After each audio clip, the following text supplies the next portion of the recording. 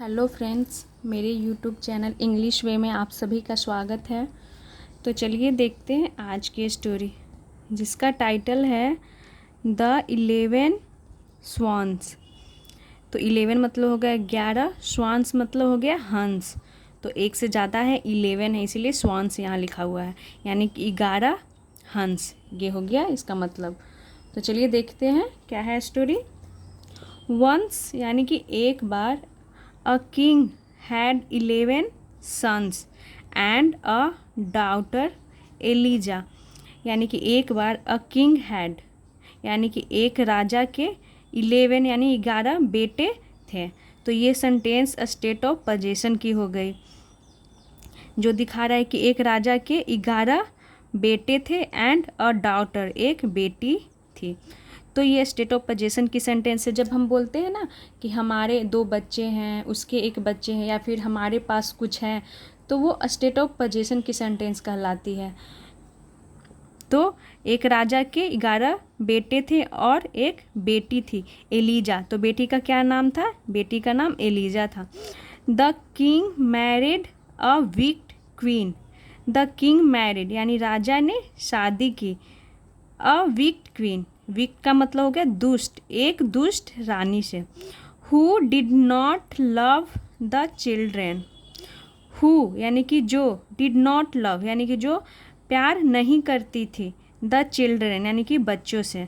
यानी कि राजा ने एक दुष्ट रानी से शादी की जो बच्चों से प्यार नहीं करती थी। तो हु हमारा रिलेटिव प्रोनाउन हो गया, और हु लगा करके, रिलेटिव प्रोनाउन लगा करके यहाँ क्वीन के बारे में एक्स्ट्रा इन्फॉर्मेशन दे रहा है कि रानी जो बच्चों से प्यार नहीं करती थी। She sent Eliza away and cast a spell on the boys. She sent, तो सेंड की सेकेंड फॉर्म सेंट हो गई, कि यानी कि वह भेजी एलिजा को, अवे यानी कि वो एलिजा को दूर भेज दी। तो सी किसके लिए यूज किया गया? क्वीन के लिए यूज किया गया प्रोनाउन, यानी कि उसने एलिजा को दूर भेज दी। और cast a spell on the boys, इसका मतलब हो गया कि, और कास्ट स्पेल, कास्ट मतलब होता है जादू करना, स्पेल यानी कि एक जादू, उसने जादू की। कास्ट यानी जादू करना और स्पेल यानी कि जादू। तो उसने जादू की ऑन द बॉयज, किस पे? तो ऑन द बॉयज यानी कि लड़कों पे, लड़कों के ऊपर उसने जादू की। यानी कि बेटी थी जो उसकी, वो उसे भेज देती है दूर, और लड़कों पे उसने जादू कर दी। Turning them into swans. Turning them यानी कि उन्हें बदल करके, इनटू स्वॉन्स यानी कि हंसों में बदल करके उस पर जादू कर दी। तो इनटू यहाँ प्रीपोजिशन हो गया, क्योंकि वो उनकी क्या स्थिति में चेंजेस हो गई, यानी कि वो क्या थे, बेटा थे ना उनके, जो क्या में बदल गए? हंस में बदल गए। तो इसीलिए यहाँ पे इनटू प्रीपोजिशन का यूज किया गया है। The swans often visited their sister. The swans यानी कि जो हंस थे, यानी कि उनका जो भाई था, स्वान्स लड़की एलिजा का भाई, क्योंकि वो स्वान्स में बदल गए थे, इसीलिए यहाँ पे स्वान्स लिखा हुआ है। द स्वान्स यानी कि जो हंस थे, हंसो, ऑफन अक्सर, विजिटेड देयर सिस्टर, विजिट करना यानी कि कहीं आना या फिर कहीं जाना, उसके लिए हम विजिट का यूज करते हैं। तो विजिटेड सेकेंड फॉर्म हो गई। तो वो भी अक्सर, ऑफन यानी कि अक्सर, विजिटेड यानी कि विजिट करते थे, जाते थे, देयर सिस्टर अपनी बहन के पास। बट लेकिन Eliza did not know who they were. लेकिन एलिजा डिड नॉट नो यानी कि जो एलिजा थी, डिड नॉट नो वो नहीं जानती थी, नो यानी कि जानना। तो ये सेंटेंस हो गई हमारा पास्ट इंडेफिनिट की, पास्ट इंडेफिनिट की नेगेटिव सेंटेंस है, जिसमें हम डिड के साथ नॉट और वर्ब की बेस्ट फॉर्म यानी कि फर्स्ट फॉर्म का यूज करते हैं। तो but Eliza did not know यानी कि एलिजा नहीं जानती थी। हु यानी कि कौन, दे वर यानी कि वे कौन थे। तो वर यहाँ आ जाता है, क्योंकि जब ऐसे सेंटेंस बनाते हैं ना, I don't know, he did not know, यानी इस टाइप के सेंटेंस में यहाँ पे हु क्या हो गया? हु कंजंक्शन का काम कर रहा है। तो यहाँ पे क्या हो जाता है? सब्जेक्ट आ जाता है, और जो वर्ब होता है वो लास्ट में चला जाता है, यानी कि ये एक क्लॉज बना रहा है। कौन सा क्लॉज? तो इसे बोलते हैं नाउन क्लॉज, यहाँ से लेकर के यहाँ तक।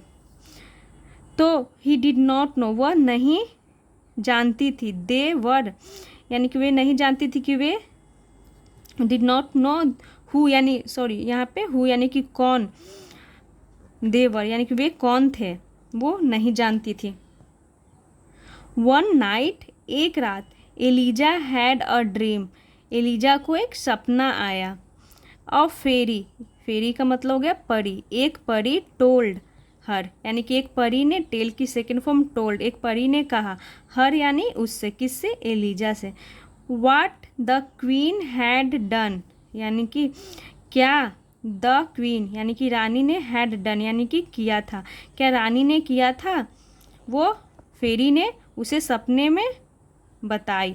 द फेरी टोल्ड एलिजा, फेरी यानी कि परी ने कहा, टेल की सेकेंड फॉर्म टोल्ड हो गई।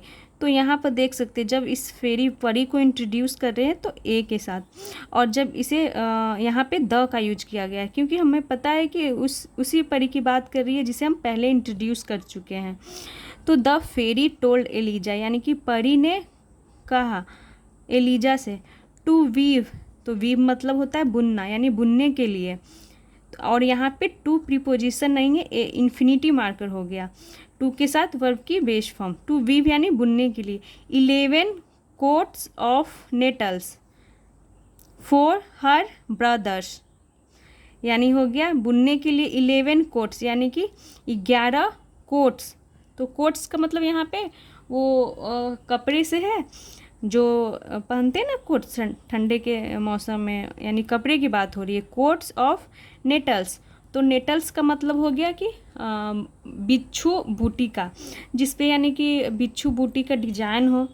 तो उसने क्या कहा, परी ने कहा कि उसे बुनने के लिए 11 कोट्स यानी कि 11 कोट्स ऑफ नेटल्स यानी बिच्छू बूटी का, फॉर हर ब्रदर्स अपने भाइयों के लिए। यहाँ तक हो गया। टू ब्रेक यानी कि तोड़ने के लिए, द स्पेल यानी जादू को तोड़ने के लिए, यानी ये बताती है कि जादू को तोड़ने के लिए उसे 11 कोट्स उसे बुनने होंगे। बट लेकिन, द फेरी वॉर्न्ड लेकिन परी ने चेतावनी दी, हर यानी उसे यानी एलिजा को, डैट कि सी कुड नॉट स्पीक, कि डैट यानी कि सी यानी कि वह, कुड नॉट स्पीक यानी कि वो नहीं बोल सकती थी, till the task was completed, till यानी कि जब तक, द टास्क यानी कि काम, वाज कंप्लीटेड यानी कि जब तक कि वह काम नहीं किया जाता वह नहीं बोल सकती थी। ये परी ने चेतावनी भी दी उसे। और एल्स यानी कि अन्यथा, हर ब्रदर्स यानी कि उसका भाई, वुड डाई यानी उसका जो भाई है वो वुड डाई यानी कि मर जाएंगे। मीनवाइल यानी कि उस दौरान, अ किंग यानी एक राजा, शॉ यानी कि देखा, एलिजा यानी एलिजा को देखा, एंड वांटेड टू मैरी, और वांटेड टू मैरी यानी कि एलिजा को देखा और वह चाहता था यानी कि चाहता था, वांट की सेकेंड फॉर्म हो गई वांटेड, टू मैरी यानी शादी करना, हर यानी कि उससे यानी कि एलिजा से। ही टुक हर यानी कि वह, टेक की सेकेंड फॉर्म टुक यानी कि वह ले गया, हर यानी उसे, टू द पैलेस यानी महल ले गया, वेयर यहाँ पे टू प्रीपोजिशन हो गया, वेयर यानी कि जहाँ, she continued working on the coats, where यानी कि जहाँ, सी कंटिन्यूड यानी कि वह जारी रखी, कंटिन्यू की सेकेंड फॉर्म कंटिन्यूड हो गई यानी कि वह जारी रखी, वर्किंग यानी कि काम करना, और कंटिन्यू अपने बगल में जेरंड लिया है तो कंटिन्यू के साथ भी हम जेरंड यूज करते हैं, ये अपने बगल में जेरंड लेता है। तो उसने काम करना जारी रखा, ऑन द कोट्स यानी कि कोट्स पर वो काम करती रही, वो जारी रखी। सी कंप्लीटेड हर टास्क, सी कंप्लीटेड यानी कि उसने पूरी की, हर टास्क अपना काम। एंड द नेक्स्ट टाइम यानी कि अगली समय, द स्वान्स विजिटेड हर यानी कि जो स्वान्स थे यानी कि उसके भाई, विजिटेड हर यानी कि विजिट किए, आए, हर यानी उसके पास।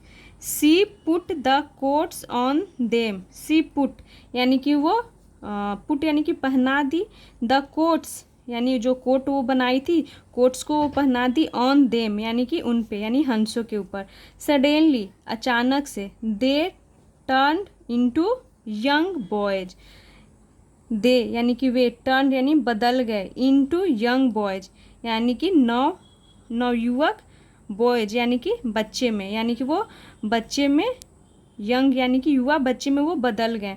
तो यहाँ इनटू प्रीपोजिशन का यूज किया गया है क्योंकि वो स्वॉन्स थे और उससे बच्चा में वो बदल गए। तो इस सेंस में भी हम इनटू प्रीपोजिशन का यूज करते हैं क्योंकि उनकी अवस्था में चेंजेस हो गई। वो क्या थे, स्वॉन्स थे और उसके बाद वो बॉयज यानी कि लड़के में, बॉयज यानी कि लड़के में बदल गए। एलिजा टोल्ड द किंग यानी कि एलिजा ने, टेल की सेकेंड फॉर्म टोल्ड, कहा, द किंग यानी राजा से, एवरीथिंग यानी कि हर कुछ, यानी एलिजा ने सारा कुछ राजा को बताई, एंड एवरीथिंग यानी कि हर कुछ, एंड और, दे लिव्ड हैप्पीली, और दे यानी कि वे सभी लिव्ड यानी रहने लगे, हैप्पीली यानी कि खुशी से वे रहने लगे। तो ये है एलिजा है जो बुन रही है और ये स्वॉन्स है। तो ये थी आज की स्टोरी द 11 स्वॉन्स। तो ऐसे ही और वीडियोस देखने के लिए मेरे चैनल को सब्सक्राइब करें और वीडियो को लाइक करें। Thanks for watching.